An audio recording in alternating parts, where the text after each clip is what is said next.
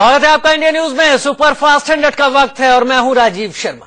नमस्कार, मैं हूं आपके साथ मैत्री त्रिपाठी। खबरों की शुरुआत करते हैं।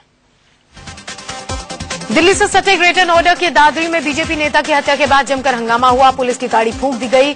आने जाने वाली गाड़ियों को भी आग के हवाले कर दिया गया।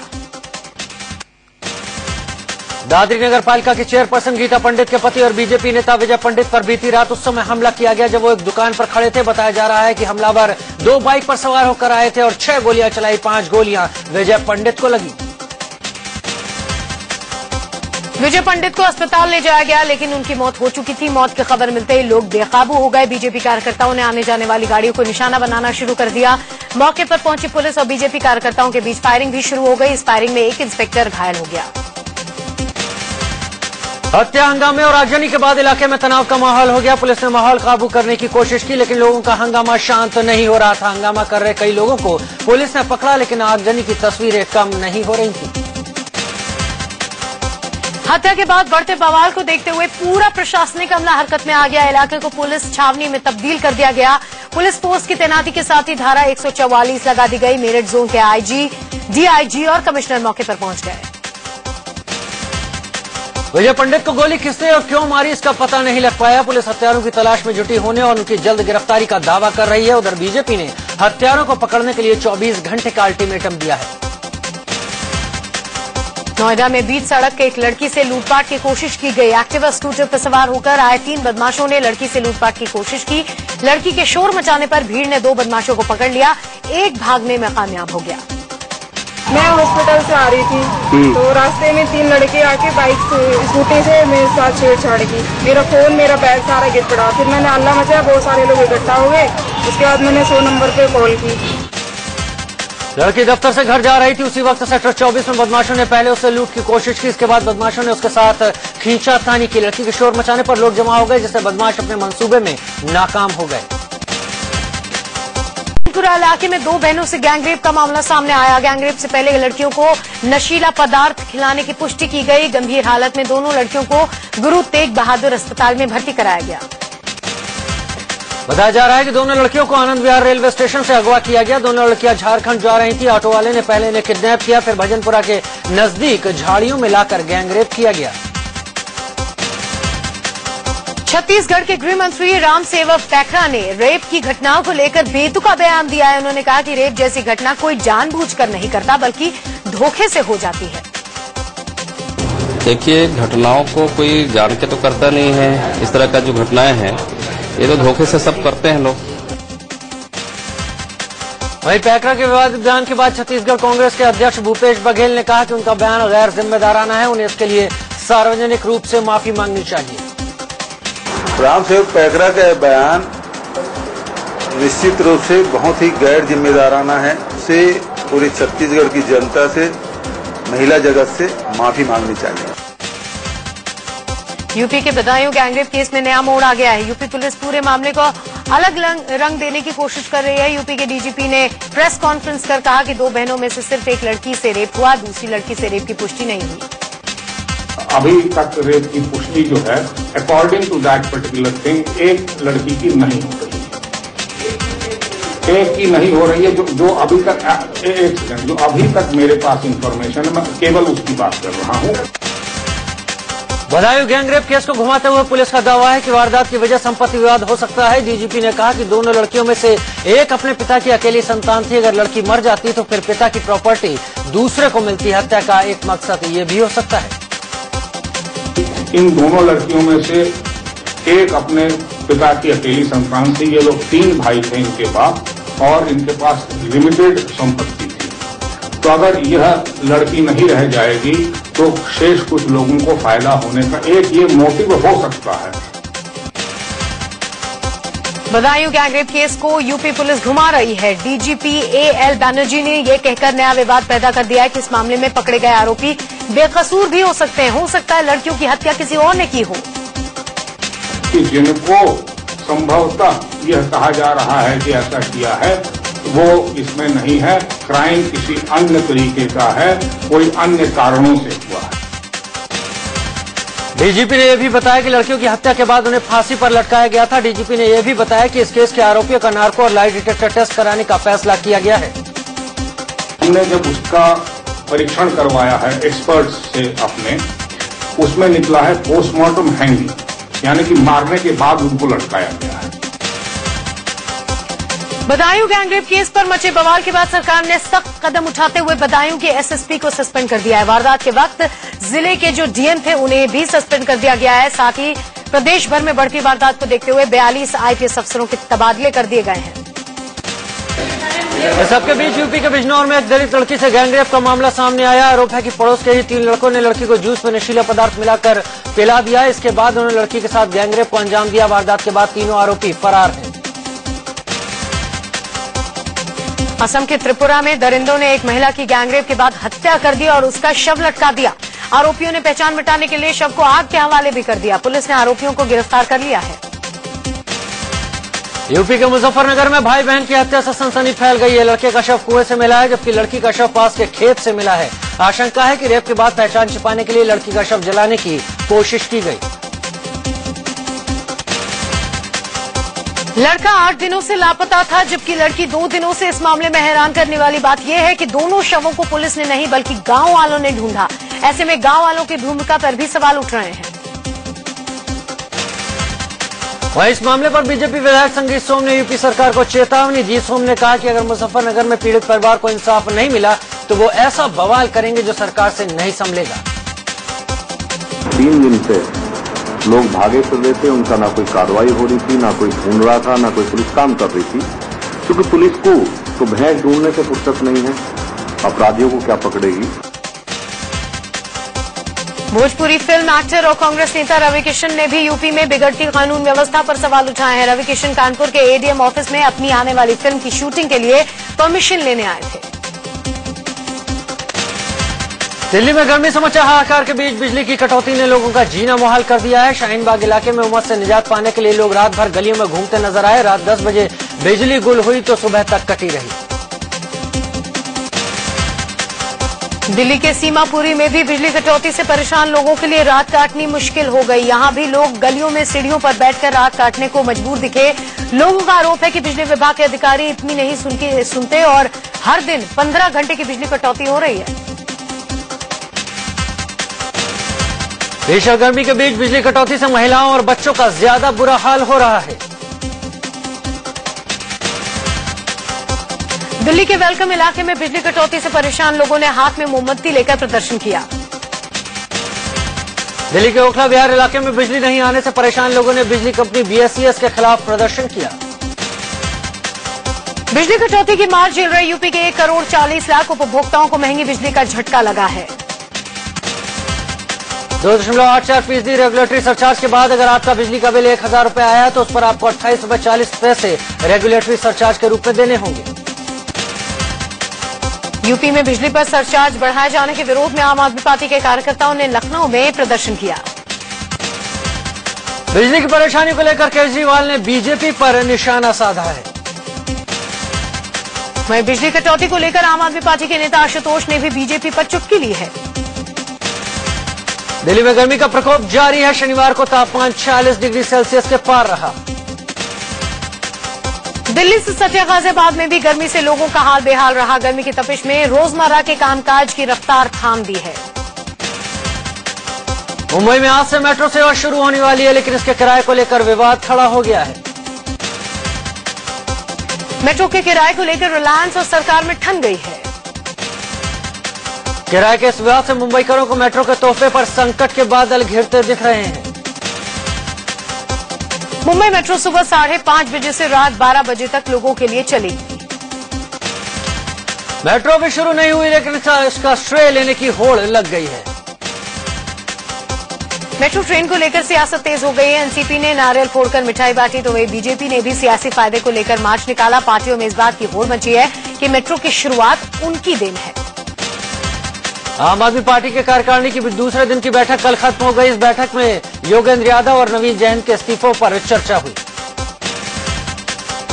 आम आदमी पार्टी के संयोजक अरविंद केजरीवाल पार्टी के अंदरूनी झगड़े को सुलझाकर पार्टी को बचाने के कवायद में जुट गए हैं। नाराज चल रहे योगेंद्र यादव को लेकर केजरीवाल ने ट्वीट किया कि योगेंद्र यादव मेरे करीबी मित्र और महत्वपूर्ण सहयोगी हैं। उनके साथ पार्टी से जुड़े कुछ महत्वपूर्ण मुद्दों पर लंबी बात हुई है। वहीं अरविंद केजरीवाल ने शाजिया इल्मी को पार्टी में वापस लाने की बात कही। अरविंद केजरीवाल ने कहा कि उन्हें पार्टी में लाने की हर मुमकिन कोशिश की जाएगी। पार्टी कार्यकारिणी की बैठक में शामिल नहीं होने पर कुमार विश्वास ने सफाई दी। उन्होंने संदेश दिया कि मुझे 103 डिग्री बुखार है, गला बिल्कुल खत्म, शरीर में बेहद टूटन है और चैनल पर मेरी गैर हाजिरी को लेकर खबर चल रही है। आंतरिक कलह से जूझ रहे आम आदमी पार्टी की कार्यकारिणी की मीटिंग 3 दिन चलेगी। बैठक में पार्टी लोकसभा चुनाव में मिली करारी हार के साथ साथ भीतर चल रहे अंदरूनी मतभेद और अपने पुराने साथियों के इस्तीफे पर मंथन कर रही है। महाराष्ट्र विधानसभा के चुनाव की सुगबुगाहट दिखने लगी है। एनसीपी के वरिष्ठ नेता जितेंद्र अव्वाल ने कहा कि पार्टी कार्यकर्ता चाहते हैं कि शरद पवार का नाम एनसीपी के सीएम कैंडिडेट के तौर पर किया जाए। महंगाई को लेकर दिल्ली में हुई कैबिनेट सचिव की मैराथन बैठक में कोई ठोस फॉर्मूला नहीं निकाला जा सका। केंद्र ने राज्य सरकारों के पाले में गेंद डाल दी है। जमाखोरी रोकने के लिए एडवाइजरी जारी हो सकती है। मुंबई में वित्त मंत्री अरुण जेटली ने रिजर्व बैंक ऑफ इंडिया के गवर्नर रघुराम राजन से आरबीआई मुख्यालय में मुलाकात की। उन्होंने मौजूदा आर्थिक नीतियों पर चर्चा की। इससे पहले मुंबई पहुंचे अरुण जेटली ने पश्चिमी नौसेना की कार्यशैली को जाना। जेटली का इस मौके पर जोरदार स्वागत किया गया। इस दौरान उन्होंने आईएनएस सिंधु रक्षक के अलावा आईएनएस विराट का जायजा लिया। सूचना और प्रसारण राज्य मंत्री प्रकाश जावड़ेकर ने मध्य प्रदेश से राज्यसभा के लिए अपना नामांकन दाखिल किया। सुबह वो भोपाल पहुंचे, वहां से बीजेपी दफ्तर गए और फिर विधानसभा पहुंचकर नामांकन भरा। लोकसभा चुनाव जीतने के बाद केंद्र में गृह मंत्री बने राजनाथ सिंह पहली बार लखनऊ पहुंचे। उन्होंने अपनी जीत के लिए लखनऊ की जनता को धन्यवाद दिया। चौधरी चरण सिंह हवाई अड्डे पर राजनाथ सिंह का जोरदार स्वागत किया गया। राजनाथ सिंह ने कहा कि केंद्र सरकार देश की सुरक्षा को लेकर कड़े कदम उठाएगी। उन्होंने कहा कि पंगु हो चुकी व्यवस्था को 1.5-2 साल में नहीं बदला जा सकता। इसके लिए सरकार को समय देने की जरूरत है। राजनाथ सिंह ने लखनऊ के विकास के लिए पूर्व आईएएस अफसर दिवाकर त्रिपाठी की अध्यक्षता में कमेटी का गठन किया है। 15 अगस्त तक ये कमेटी डेवलपमेंट प्लान बनाकर संसद को सौंप देगी। मथुरा से बीजेपी सांसद हेमा मालिनी ने अपने संसदीय क्षेत्र के लोगों की समस्या सुनने के लिए जनता दरबार लगाया। जनता दरबार में बड़ी तादाद में फरियादी पहुंचे। हेमा मालिनी ने इनकी समस्याएं सुनी और समाधान का भरोसा दिया। पश्चिम बंगाल के राज्यपाल एमके नारायणन ने दिल्ली आकर पीएम नरेंद्र मोदी से मुलाकात की। कई राज्यों के राज्यपाल बदले जाने के संकेत मिल रहे हैं। इन्हीं संकेतों के बीच एमके नारायणन नरेंद्र मोदी से मिले। विदेश मंत्री सुषमा स्वराज आज चीनी विदेश मंत्री वांग यी से मुलाकात करेंगी। सुषमा से मुलाकात के बाद चीनी विदेश मंत्री प्रधानमंत्री नरेंद्र मोदी से मुलाकात कर उन्हें बधाई देंगे। चीनी विदेश मंत्री वांग यी 2 दिवसीय यात्रा पर शनिवार को दिल्ली पहुंचे। वांग यी चीनी राष्ट्रपति शी जिनपिंग के विशेष दूत के तौर पर यहां आए हैं। प्रधानमंत्री नरेंद्र मोदी नौसेना के सबसे बड़े जहाज आईएनएस विक्रमादित्य की सवारी करेंगे। मोदी 14 जून को गोवा के तट पर इस जहाज की सवारी करेंगे।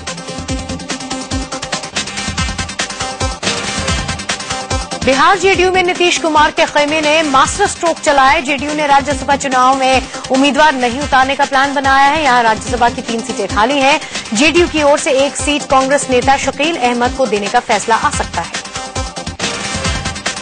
टीडीपी सुप्रीमो चंद्रबाबू नायडू सीमांध्र के पहले मुख्यमंत्री के तौर पर आज शपथ लेंगे। राज्यपाल ईएसएल नरसिम्हन शाम 7:27 पर चंद्रबाबू नायडू को शपथ दिलाएंगे। नायडू का शपथ ग्रहण समारोह हैदराबाद की जगह नागार्जुन नगर में होगा। ये जगह विजयवाड़ा और गुंटूर के पास है।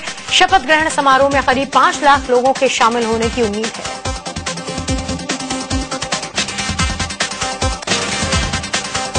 शपथ ग्रहण समारोह में शामिल होने के लिए चंद्रबाबू नायडू ने प्रधानमंत्री नरेंद्र मोदी को आमंत्रित किया है। इसके अलावा जयललिता, ममता बनर्जी, नवीन पटनायक, वसुंधरा राजे और शिवराज सिंह चौहान को भी न्योता भेजा गया है।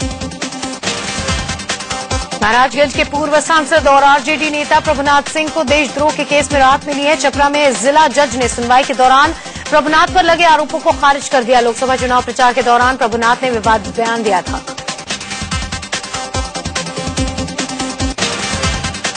एमएनएस सुप्रीमो राज ठाकरे ठाणे के कल्याण कोर्ट में पेश हुए। राज ठाकरे पर 2008 में उत्तर भारतीय छात्रों से मारपीट का आरोप है। कोर्ट ने कई बार पेश नहीं होने पर राज के खिलाफ गैर जमानती वारंट जारी किया था।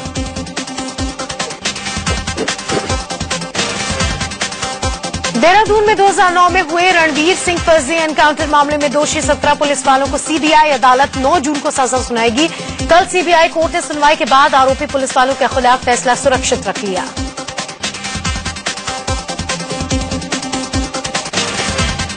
दोषी ठहराए गए सभी पुलिसकर्मी उत्तराखंड पुलिस के हैं। उत्तराखंड में 2009 को ही इस वारदात में पुलिस ने रणवीर का एनकाउंटर किया था। दावा ये किया गया था कि रणवीर राज्य में उगाही करने वाले गिरोह से जुड़ा था।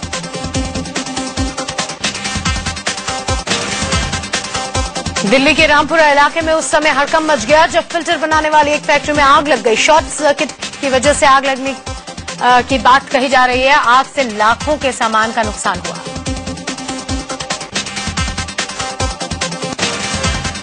गुवाहाटी में उग्रवादियों के साथ मुठभेड़ के समय वहां से भाग गए 4 पुलिसकर्मियों को सस्पेंड कर दिया गया है। मुठभेड़ में एसपी नित्यानंद गोस्वामी और पीएसओ शहीद हो गए थे। पीड़ित परिवार ने मामले की सीबीआई जांच की मांग की है।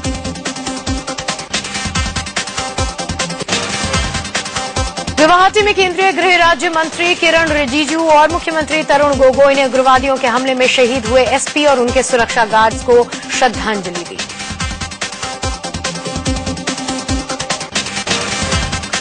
असम के दक्षिण रामनगर में बीएसएफ और स्थानीय लोगों में हुए झगड़े में 2 लोगों की मौत हो गई और 11 लोग गंभीर रूप से घायल हो गए।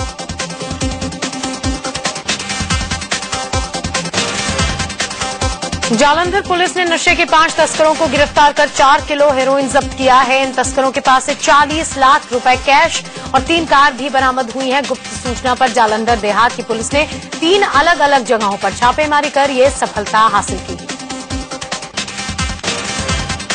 एनआईए ने शनिवार को झारखंड की राजधानी रांची के पास सथियो गांव से 18 जिंदा बम बरामद किए। पिछले साल पटना में मोदी की रैली में बम धमाकों के बाद पकड़े गए संदिग्ध की निशानदेही पर ये बम बरामद किए गए। अक्टूबर में एनआईए ने खुलासा किया था कि आईएम का रांची मॉड्यूल मोदी की हत्या की साजिश रच रहा है। बिहार के दरभंगा में 10,000 ऑटो वाले एकाएक 2 दिन की हड़ताल पर चले गए। ऑटो वालों ने अवैध वसूली रोके जाने, ऑटो स्टैंड बनाए जाने समेत 11 सूत्री मांगे रखी हैं। हड़ताल के बिहार के दरभंगा में 10,000 ऑटो वाले एकाएक 2 दिन की हड़ताल पर चले गए। ऑटो वालों ने अवैध वसूली रोके जाने, ऑटो स्टैंड बनाए जाने समेत 11 सूत्री मांगे रखी हैं। हड़ताल के दौरान ऑटो वालों ने प्रशासन के खिलाफ नारेबाजी की।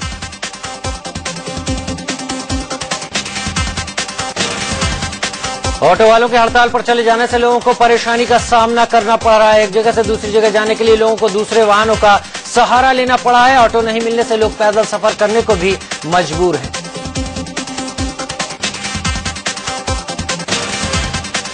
बिहार के मुजफ्फरपुर में एक्यूट इंसेफेलाइटिस सिंड्रोम ने अब तक 19 बच्चों की जान ले ली है। वहीं 74 बच्चे अब भी अस्पताल में भर्ती हैं। गर्मी का कहर बढ़ते ही ये बीमारी तेजी से बच्चों में फैल रही है। केवल इस हफ्ते में अब तक 7 बच्चों की इस बीमारी से मौत हो चुकी है।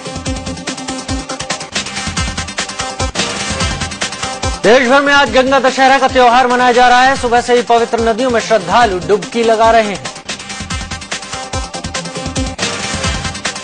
इंडियन न्यूज से खास बातचीत में गौतम गंभीर ने बताया कि केकेआर के मालिक शाहरुख खान टीम के किसी भी फैसले में दखल नहीं देते और टीम के चयन में भी उनकी कोई भागीदारी नहीं होती। उन्होंने अपनी 1 साल की बेटी अजीम को भी लकी बताया। इंडिया न्यूज से खास बातचीत में गौतम गंभीर ने टीम इंडिया के कप्तान धोनी की भी जमकर तारीफ की। गंभीर ने कहा कि धोनी अच्छे कप्तान हैं और जरूरत के हिसाब से वो टीम में खिलाड़ी को जगह देते हैं। हॉकी वर्ल्ड कप में भारतीय टीम ने मलेशिया को 3-2 से हराकर टूर्नामेंट में पहली जीत दर्ज की। इस जीत के साथ भारत के 4 अंक हो गए हैं। 6 टीमों की तालिका में भारतीय टीम 4थे स्थान पर पहुंच गई है। भारत की तरफ से जसजीत सिंह भुल्लर ने 15वें मिनट में 1 गोल किया, जबकि आकाशदीप सिंह ने 49वें और 51वें मिनट में 2 गोल किया। हॉकी वर्ल्ड कप में भारत का अगला और अंतिम ग्रुप मैच ऑस्ट्रेलिया से 9 जून को है। एशियन खेलों की तैयारियों के लिए मलेशिया दौरे के लिए भारतीय महिला सीनियर हॉकी टीम की कमान ऋतु रानी के हाथ में होगी। रूसी स्टार मारिया शारापोवा ने अपना दूसरा फ्रेंच ओपन और करियर का 5वां ग्रैंड स्लैम खिताब जीत लिया। आज फ्रेंच ओपन के फाइनल में नडाल का मुकाबला नोवाक जोकोविच से होगा। मिस्र की एक अदालत ने मुस्लिम ब्रदरहुड के 10 सदस्यों को फांसी की सजा सुनाई है। नाइजीरिया में किडनैप की गई 200 से ज्यादा छात्राओं पर रेप किए जाने का खतरा मंडरा रहा है। यूनाइटेड नेशन ने रंगभेद का विरोध करने वाले और दक्षिण अफ्रीका के पूर्व राष्ट्रपति नेल्सन मंडेला के सम्मान में संयुक्त राष्ट्र नेल्सन मंडेला पुरस्कार की घोषणा की है। लोकप्रिय गायिका शुभा मुद्गल को अमेरिका में एक शो के दौरान एक एनआरआई ने धमकी दी। दरअसल मुद्गल ने चुनाव से पहले पीएम नरेंद्र मोदी का विरोध किया था। एनआरआई इसी बात से नाराज था। प्रधानमंत्री नरेंद्र मोदी सिर्फ इंडियन मीडिया में नहीं, अमेरिकी मीडिया में भी छाए हुए हैं। अमेरिका ने चीन को दलाई लामा या उनके प्रतिनिधि से बिना शर्त वार्ता करने को कहा है। दक्षिण चीन में पिछले कई दिनों से हो रही भारी बारिश और बाढ़ के चलते 12 लोगों की मौत हो गई। चीन में बाढ़ से 44 शहरों में 18,000 से अधिक मकानों को नुकसान पहुंचा है और लाखों लोग प्रभावित हुए हैं। ऑस्ट्रेलिया के सिडनी हार्बर ब्रिज पर 2 नए विश्व रिकॉर्ड बने हैं। इस ब्रिज पर एक ही समय में 340 लोग जमा हुए। सिडनी के हार्बर ब्रिज पर दूसरा रिकॉर्ड एक समय में किसी ब्रिज पर अलग अलग देशों के सबसे ज्यादा झंडे लहराने का बना। अहिंसा नाम की फिल्म की यूनिट यूपी में प्रचार के लिए पहुंची। गौ हत्या के मुद्दे पर बनी फिल्म 13 जून को रिलीज होगी। जेनेलिया डिसूजा मां बनने वाली है। इस खबर पर देशमुख परिवार ने मुहर लगा दी है। सैफ अली खान और रितेश देशमुख अपनी अपकमिंग फिल्म हम शक्ल्स के प्रमोशन के सिलसिले में कॉमेडी नाइट्स विद कपिल के सेट पर पहुंचे। खबर है कि श्रद्धा कपूर और आदित्य रॉय कपूर आशिकी 2 की मेकिंग के समय से डेट कर रहे हैं। और आशुतोष गोवारिकर और ऋतिक रोशन की जोड़ी एक बार फिर फिल्म मोहनजोदाड़ो में दिखेगी।